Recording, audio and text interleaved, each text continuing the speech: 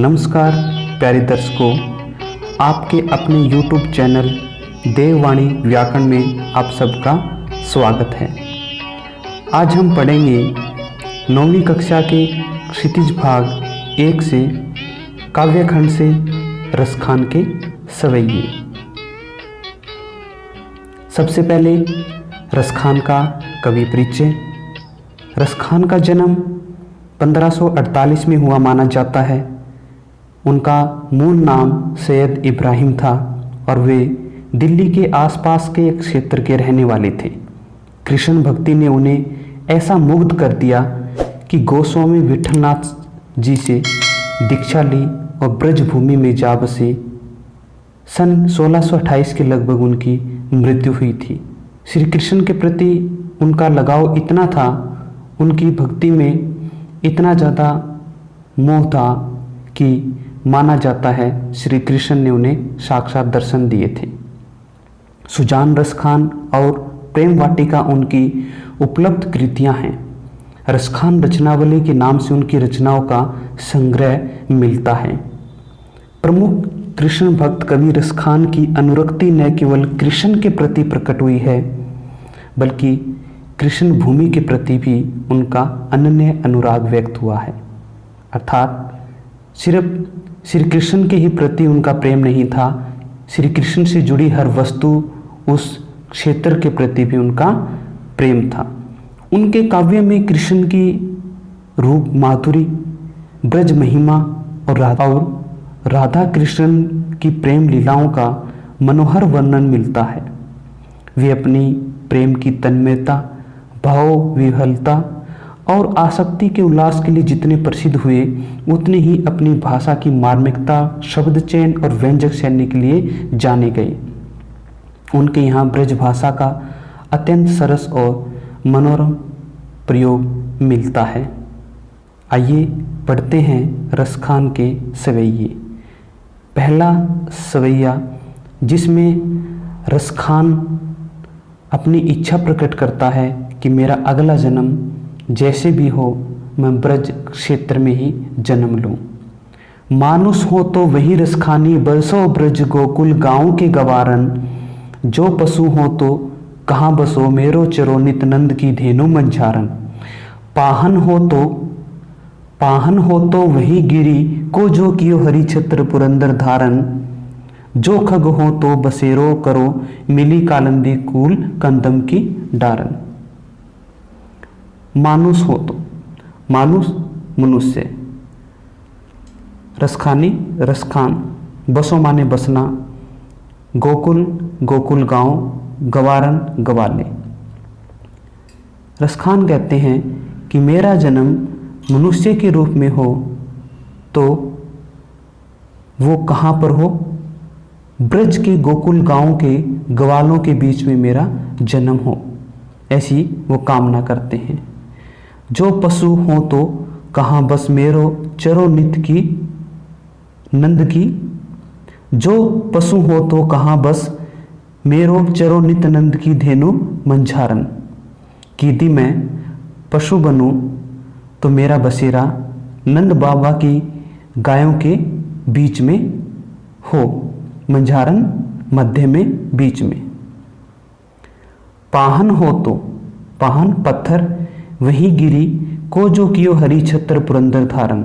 हरि छत्र जो श्री कृष्ण के लिए प्रयोग हुआ है, जो उन्होंने पुरंदर यानी इंद्र के प्रकोप से गोकुल वासियों को बचाने के लिए गोवर्धन पर्वत को अंगुली पर धारण किया था। कि यदि मैं पत्थर बनूं तो मैं कहाँ पर गिरूं, उस गोवर्धन पर्वत पर गिरूं जिसको श्री कृष्ण ने इंद्र के प्रकोप से बचाने के लिए किया था। जो खग हो तो बसेरो करो, मिली कालंदी कूल कंदम की डारन। खग पक्षी, बसेरो बसना, कालिंदी यमुना, कूल किनारा, कदम एक प्रकार का पेट, डारन डाली। कि यदि मैं पक्षी बनूं तो मेरा बसेरा कहाँ पर होना चाहिए। यदि मैं पक्षी बनूं तो मेरा बसेरा यमुना नदी के तट के किनारे पर खड़े कदम के वृक्षों की डालियों, टहनियों और शाखाओं पर हो। या लकुटी, लकुटी होता है लाठी, और कमरिया कंबल, राज राजपाट, तिहू तीन, पुर लोक। या लकुटी अरु कामरिया पर राज तिहू पुर को तजी डारू। रसखान कहते हैं कि श्री कृष्ण की जो लाठी है, जो वो गायों को चराते समय साथ में रखते हैं, और कामरिया और वो कंबल, उसके बदले में क्या है, तीनों लोकों का राज, तीनों लोक, आकाश, पाताल और पृथ्वी, इन तीनों लोकों का जो राज है, जो सुख है, वो मैं इन पर न्यौछावर करता हूँ। आठों सिद्धि नौ निधि को सुख नंद की गाय चराई बिसारो। आठों सिद्धि, 8 सिद्धियाँ, 9 निधियाँ, 9 प्रकार की निधियाँ होती हैं। नंद, नंद बाबा, गाय, गाय, चराई, चराना, कि नंद बाबा की गायों को चराने के बदले में 8 सिद्धि और 9 निधियों का सुख मैं क्या है, न्यौछावर करता हूँ। 8 सिद्धि, 8 प्रकार की सिद्धियाँ हैं। अणिमा, महिमा, लघिमा, गरिमा, प्राप्ति, प्राकाम्य, इशितव और वशितव।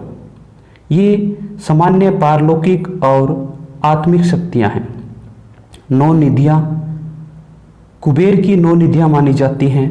पदम, महापदम, नील, मुकुंद, नंद, मकर, कच्छप, शंख, खरव, की 8 सिद्धियों 9 निधियों का सुख में क्या है, नंद बाबा की गायों को चराने के बदले में न्यौछावर करता हूँ। रसखान कबो इन आखिन सो। रसखान कहते हैं कि कबो यानी कब, आखिन माने आंखों से, ब्रज, ब्रज क्षेत्र, वन यानी वन, बाग, बाग बगीचे, तड़ाग होता है तालाब, निहारो मतलब निहारना, कि कब मैं अपनी इन आंखों से ब्रज के वन, बाग बगीचे और तालाबों को निहारूंगा। कोटिक एकल दोत के दाम करील के कुंजन ऊपर वारो। कोटिक करोड़ों, कलधोत सोने चांदी के, धाम महल, करील के कुंजन कंटीली झाड़ियाँ, कि वो कहते हैं कोटि के कलधोत के दाम, कि करोड़ों सोने चांदी के जो महल हैं वो न्यौछावर हैं, किसके बदले, करील के कुंजन ऊपर वारो, कंटीली कांटेदार झाड़ियाँ जहाँ श्री कृष्ण कभी खेला करते थे, अपनी लीलाएं रचाया करते थे, अपना बचपन बिताया था, उनके बदले में सोने चांदी के करोड़ों भवन हैं वो न्यौछावर करता हूँ। तीसरे सवैये में एक गोपी अपनी सखी को कहती है कि मुझे श्री कृष्ण इतने अच्छे लगते हैं कि मैं उनके लिए किसी भी प्रकार का रूप है, स्वांग है, वो धारण कर सकती हूँ। मोर पखा सिर ऊपर राखियो, गुंज की माल गरे पहिरोगी, ओढ़ी पितंबर ले लकोटी बन गोधन गवारनी संग फिरोंगी, भावतो वो ही मेरो रस खानी सो तेरे कहे सब स्वांग करोगी, या मुरली मुरलीधर की अधरान धरी अधरान है धरूंगी। मोर पंखा, मोर के पंख, सिर ऊपर राखियो, मोर पंखों से बना मुकुट वो सिर पर धारण कर लेंगी, किसकी तरह, श्री कृष्ण की तरह। श्री कृष्ण जो मोर पंखों का मुकुट अपने सिर पर धारण करते हैं, वैसे ही वो गोपी अपने सिर पर क्या है, मोर पंखों का बना मुकुट धारण कर लेंगी। गुंज की माल गरे पहिरोगी, गरे गले, पहिरोगी माने पहन लेना। गुंज होता है घुंघचे या फिर तुलसी की जड़ों की माला। गोपी कहती है कि हे सखी, मैं श्री कृष्ण के लिए क्या है, जो तुलसी के जड़ों की जो माला है वो अपने गले में पहन लूँगी। ओढ़ी पितंबर ले लकुटी बन गोधन गवारनी संग फिरूंगी। ओढ़ी पितंबर, पितंबर जो पीले वस्त्र हैं वो मैं पहन लूँगी, हाथ में लाठी लूँगी, गोधन गवारनी संग फिरूंगी, मैं गवालों के संग क्या है, गवालिन बनकर उनके साथ गायों को चराने के लिए वन वन घूमूंगी। वाहुतो भावतो वही मेरो रस खानी, सो तेरे कहे सब स्वांग करूंगी। श्री कृष्ण गोपी को इतने प्यारे लगते हैं कि वो कहती है कि हे सखी, तेरे कहने पर मैं सब प्रकार के स्वांग या रूप धारण कर लूँगी।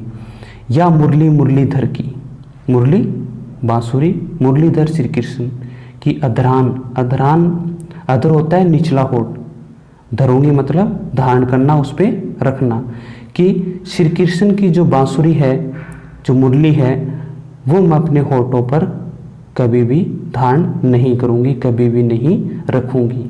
क्यों नहीं रखना चाहती? क्योंकि वो उसको सोत की भावना से देखती है, सोतन की भावना से। जब श्री कृष्ण मुरली बजाते हैं तो गोपियों को भूल जाते हैं। तो गोपियों और श्री कृष्ण के बीच जो प्रेम है उसमें बांसुरी है, ये जो मुरली है, ये किसका? सोतन का काम कर रही है। यहाँ पर अ की आवर्ती के कारण क्या है? अनुप्रास अलंकार भी है। काननी दे अंगुरी रही वो जब ही मुरली धुनी मंद बजे है। काननी कानों में, अंगुरी अंगुली, धुनी माने ध्वनि, मंद मंद बजे धीरे धीरे बजे। जब श्री कृष्ण मुरली को धीरे धीरे या मंद मंद बजाएंगे तो मैं अपने कानों पर क्या है? अंगुली रख लूंगी। मोहिनी तानन सो अटा चढ़ी गोधुन गेहे तो गेहे, और मनमोहन और मन को मोहन लेने वाली तान के साथ, अटा अट्टालिका किसी भी भवन का ऊपरी भाग, गोधुन एक प्रकार का लोकगीत, गेहे तो गेहे का मतलब गाए तो गाए, कि श्री कृष्ण कहीं अट्टालिका पर चढ़कर वो लोकगीत गाए तो गाए, मुझे उनकी कोई परवाह नहीं है। टेरी कहो, टेरी कहो मतलब पुकार कर कहना। शीघ्र माने सभी को, ब्रज लोगिनी काली, ब्रज के लोगों को, काली माने कल को माने कितना भी, को माने कोई भी, कितनों माने कितना भी, समझे ही कि मैं ब्रज के सभी लोगों को पुकार पुकार कर कहती हूँ कि कल को तुम मुझे कितना ही समझाओ।